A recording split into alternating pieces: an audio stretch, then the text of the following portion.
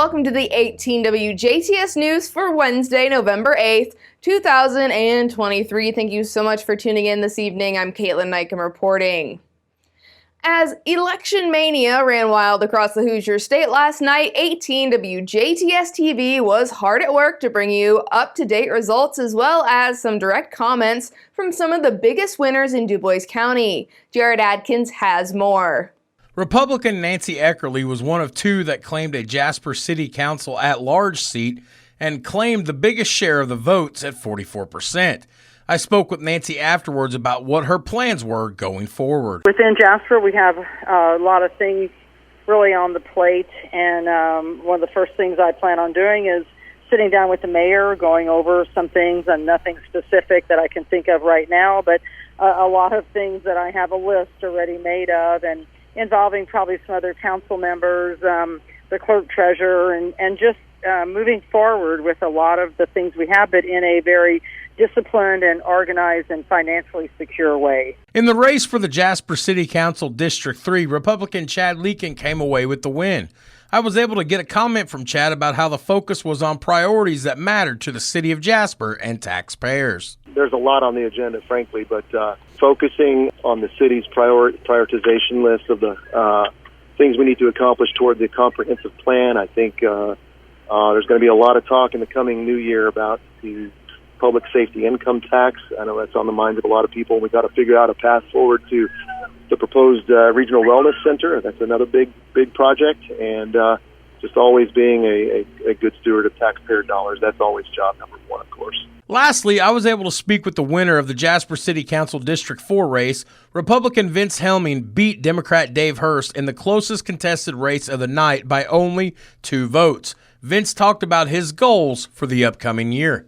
2 votes is what they've got it at. Well, I know that we've got some issues going on with soccer facility right now, so that's been something I want to look into. And then again, with possibly trying to get some of the walking path into District 4. I think that's something that I don't know where that's at, if that's really something that's been looked into at all, but that's something that I know people in my district have interest in. Next, we will hear from the winner of the race most eyes were fixated on the mayoral race, of course, out of the city of Huntingburg. One of the most closely watched local races in the November election was for mayor of Huntingburg. Running on the independent ticket, Neil Elkins defeated Republican James Hof by a margin of only 30 votes, something Elkins acknowledged shortly after the final results were known. It was a very close race, and I commend James for challenging me there with the amount of votes that he brought in, and I think there's nothing for him to be ashamed of with the amount of votes that he receives. Elkins says last night was just the first step. This election, I set out to do several things.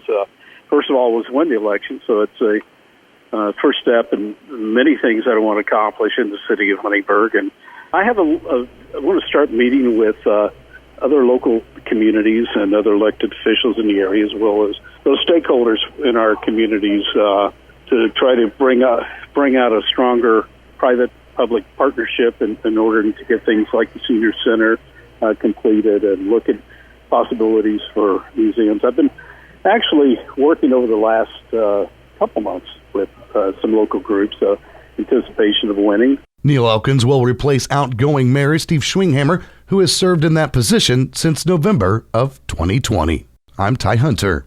Congratulations to all the electoral candidates and winners of yesterday's election. The Indiana DNR says that trees eligible for firewood have fallen as a result of natural causes or have been dropped by property staff at Lincoln State Park, and now the public is invited to cut up and remove it for personal firewood. These downed trees are alongside the road or in public camping sites and picnic areas. Permit sales started on Monday, November 6th, but ran all the way through February of next year. Firewood may be cut up to 30 feet from roadsides in designated areas. However, vehicles are not allowed off roads. The use of tractors, UTVs, and ATVs is prohibited. Wood may be cut and removed between 8:45 a.m. through 3:30 p.m. Central every day. Firewood permits must be purchased for every load that is removed from Lincoln State Park between 8:45 a.m. and 3 p.m. Central every day. Interested parties should note that permits are not available on observed state holidays or during the deer management hunts. Please be aware that this firewood is for individual use and not for resale. For more information, please visit dnr.in.gov or call 812-937-4710. The Lincoln State Park is on State Road 162 in Lincoln City, 47552. The Hove team of L&I Insurance is hosting a free coffee and cookies event for veterans in appreciation for their services this Saturday, November 11th from 7 a.m. to 10 a.m. or until supplies last. This event will be held in the Dubois County Garage Door parking lot located at 5649 State Road 162 South, just past the Brettsville Junction. This event will also be used to help support the Mighty Oaks Foundation. The Dubois County Veterans Council has announced details for its Veterans Day observance happening this Saturday, November 11th. Activities will begin at 8 a.m. Mass at the St. Joseph's Church in Jasper, with all veterans posts and organizations posting their colors. At the VFW Post 2366 in Huntingburg, of course, that will be this year's host for the Veterans Day observance, beginning at 10 a.m. Eastern.